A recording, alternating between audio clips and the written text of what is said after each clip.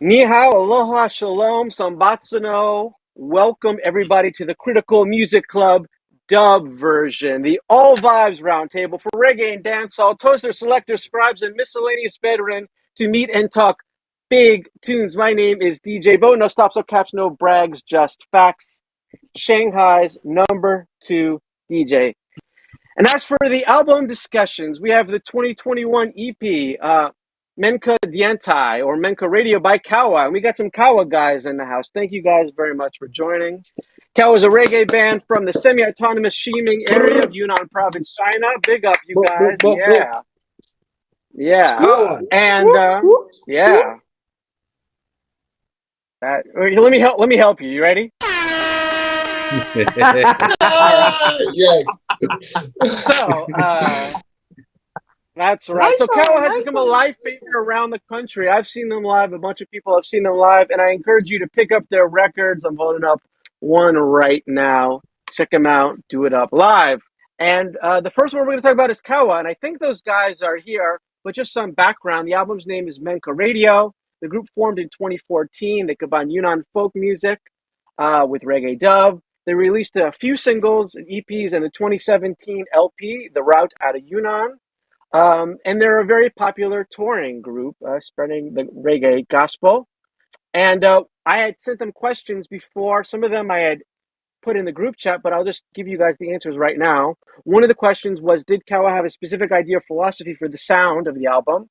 And they said, we expressed it in the traditional form of our band, which is a fusion of minority music ideas and reggae music, but it also must have the rock spirit as well. What was the rock recording process of the EP? Well, we recorded this EP in our Kawa studio after rehearsals and after the music was ready. One fan, a music producer, asked me for a song. He said it had to help us make a song, so I gave him the song Yunnan Reggae. And finally, which living artist would Kawa want to do a collaboration with, which was asked by Major One. And they said too many. As long as they have very good reggae artists, we want to cooperate with them, such as the French group High Tone. So there you go, Major One. You had to connect them with High Tone to make a collaborative album. That's enough for that. I have a lot of thoughts.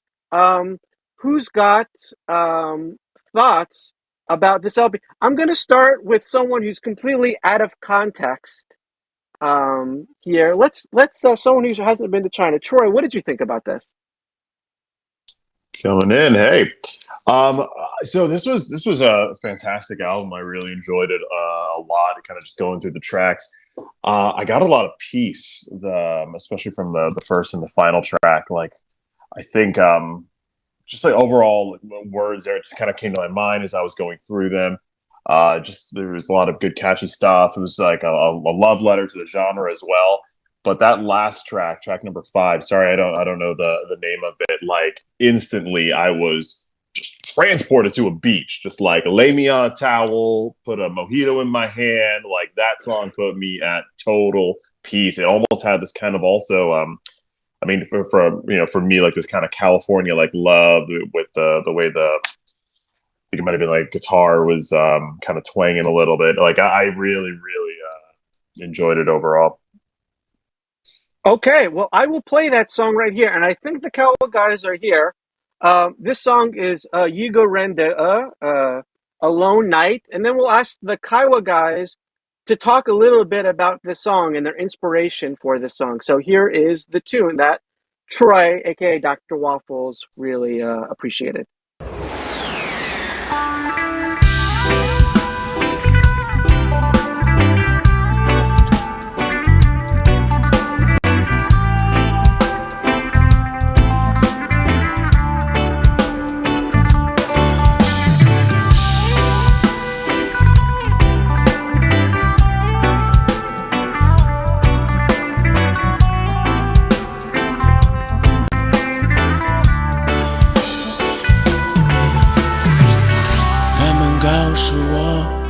女人很温柔，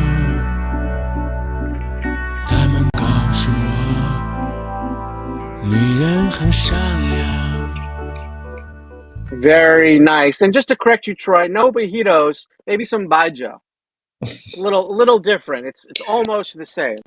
I'll drink anything. We'll just go with that. Anyway, let's see. I'm not exactly sure how this is going to work. The Kawa guys, can they talk a little bit about that tune?有没有？哎，老黑，你在不在？在。哎，我的信号不好，所以我开不了视频，一开就太卡。没事儿没事儿，他们就是听你们那个原来那个 EP，然后好像有一些问题，他们想问你们。可以问吧。可以。Ask the question. Track the song number 5. The title is 第5首歌。Iga Rendia. Yeah, how is the song? What's the inspiration for this song? 那你们是写这个歌是原来是带来是什么影响的？就是你们是为什么写第5首？从哪来的？这个是这样的，我们主唱之前他有个女朋友，后来跟他分手了，他很难过。然后他以前在中国玩乐队的话都没有什么钱，然后他谈了很多次恋爱，都是就是不是很成功嘛，然后就写了这首歌。这首歌写了以后，然后我就帮他制作成了雷鬼的风格，然后但是它偏一点点流行情歌，就是这个样子。好的。Do you guys understand? No, but why don't you I got some of that, but can you translate it for all the listeners for this? Yeah, Maze, you want to go for it? Why don't you? I zoned out a little bit. I think. I'm sorry, but it was about. Okay, you go for it. No, you go. Okay, so it's about the inspiration for the song was about one of the friends who had a bad breakup and were like feeling really bad. That's what I got. But then I zoned out. Sorry. So it's a bad breakup that he got, and back then they didn't have much money, so they were just trying to put a song together.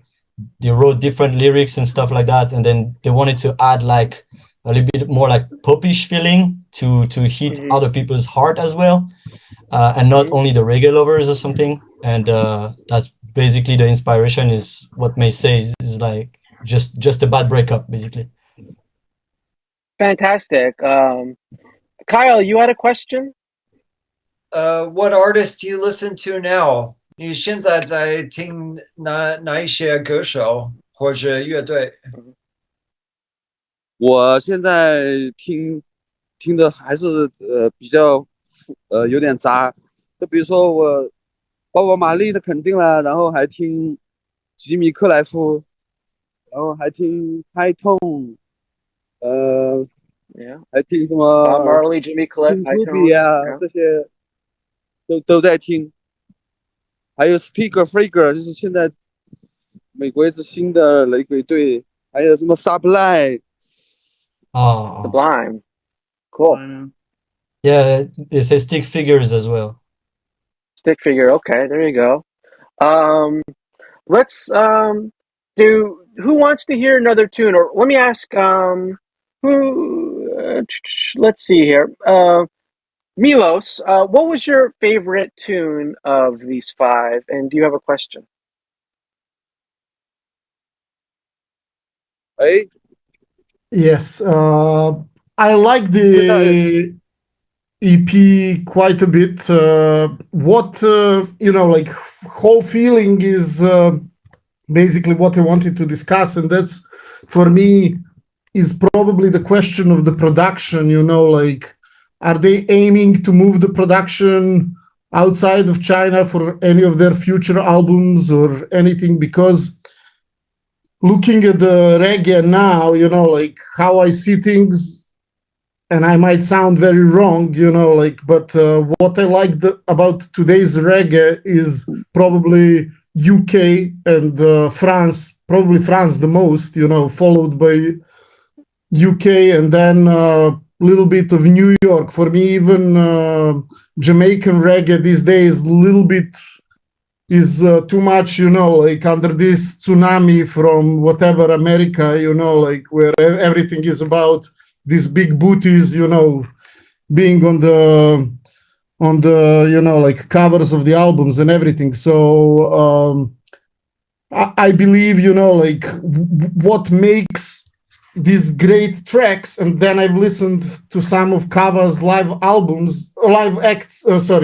recordings and everything, and it sounded for me more genuine and more reggae than the studio recordings, because I believe that lots of other countries, China included, treat reggae as a rock music, and then production is totally, like missing. Like from one perspective it looks the same, but basically there is a gap, between them. Like when you look from another perspective, and are they? Wait one second. So Mace, can you translate all that he just said right there? Okay. Kidding. Sorry. That would be a bit. Are they aiming? Are they looking for a new producer and somebody who would, like bring that rootsy feeling or whatever, modern feeling or whatever to their sound? I'm gonna try to paraphrase that very quickly, and I mean no disrespect for it, but I'm just gonna try to make it clear because we have to deal with translation. Does the band want to record outside of China? And if so, where would they like to? Yeah. Yes, and what would be, like, what kind of production? Are they happy with this rock production, or they're aiming to do something more, like? Okay, I'm gonna. Should I translate? Yeah, go for it, please. Yeah, it's a lot. I know it's a lot. So yeah, 你刚才听懂没有了？我听了一点点，他也不全部听得懂。OK， 好，他问题就是说，他说你们就是这个制作这个 produce 的那个声音有点倾向于那个摇滚的那个声音，然后就是问你，就是你们追求什么样的声音？然后你们有没有希望就是能够跟一些外国的一些 producer 一起制作人一起合作，然后就是模型你们的声音或者影响你们的声音，或者你们对，就大概就是这个意思。我们当然想了，我们摇滚是因为我们之前的买的乐器和制作的设备就很简单嘛，然后还有我们本来我们也是受摇滚影响的比较反叛的那种精神嘛，就是大家都还是在写歌和制作的过程当中，都还是希望自己的音乐听上去不纯是雷鬼的嘛，还是有摇滚精神的，就是要OK， 对。就是 So let me just 等一下，我先翻译这个。So he says that they have listened to a lot of rock music and they are like very influenced by rock music as well, and also like in the instruments they buy and stuff like this. So that's probably why they also have sort of a rock sound to it as well. 那他也想问你们有没有是国外的？你们听一个 producer 一个制作人，就是听他的声音，哎呀，我们想要这个声音在我们的音乐里面。你们有没有这种想法？有的，就是什么 Sticker Freaker 啊，还有就那个制作人做的音色我挺喜欢的，他的声音挺喜欢的，还有嗨痛啊，法国的嗨痛乐队啊，对我对就是那种 Paper 嘛，他们对我都很想跟他们合作，就是做点音乐什么的。Okay, so he mentions high tones. That was the one name I got, and I think Stick Figures. Stick Figures. Okay. Now, I have a question. I have actually a question because, like, this is going to be the last question from them, and then we're going to talk about coffee. But go for it. I just want to follow up on this topic here. So, like, yeah, exactly. My question is, so I'm just going to say it in English and then in Chinese. So, my question is, like, the Chinese audiences, like, what sound do they like? Do they like a more like rock kind of style of reggae music or a reggae sound? 所以然后我想问你一个问题，就是你觉得中国听众他们喜欢比较偏摇滚的雷鬼音乐，或者比较偏很地下那种雷鬼音乐的声音？你的感觉是怎么样？地道，就是你说中国地道。我觉得他们喜欢听比较摇滚的是对的，因为最早期中国是没有雷鬼乐的，是先听了摇滚乐的。然后还有就是中国的话，如果是纯的雷鬼乐的话，那就太小众了，太小众，人知道的太少了，就喜欢的太少了，就很难玩下去，除非是我们每个人都有一个工作，然后再来做雷鬼乐，就这样的。如果是我们想靠这个养活自己的话，那必须得加一点我们这边的少数民族的元素嘛。对，就是这个样嘛。